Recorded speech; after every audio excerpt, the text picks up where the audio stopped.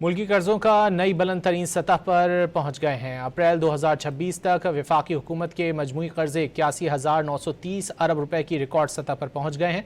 तफसीलात जानेंगे don news के नुमाइंदे ताहिर शिरानी से। ताहिर बताइए।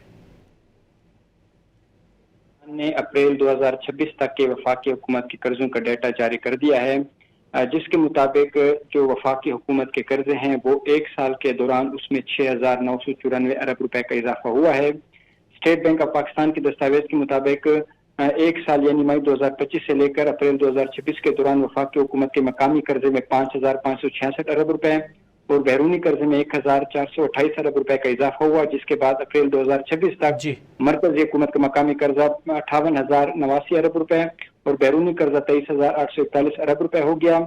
दस्तावेज के मुताबिक मार्च 2026 तक वफाकी हुकूमत के कर्जे 80,584 हुकूमती कर्जे नई बुलंद तरीन सतह पर पहुंच गए हैं। ताहिर शिरानी ने अपडेट किया, बहुत शुक्रिया।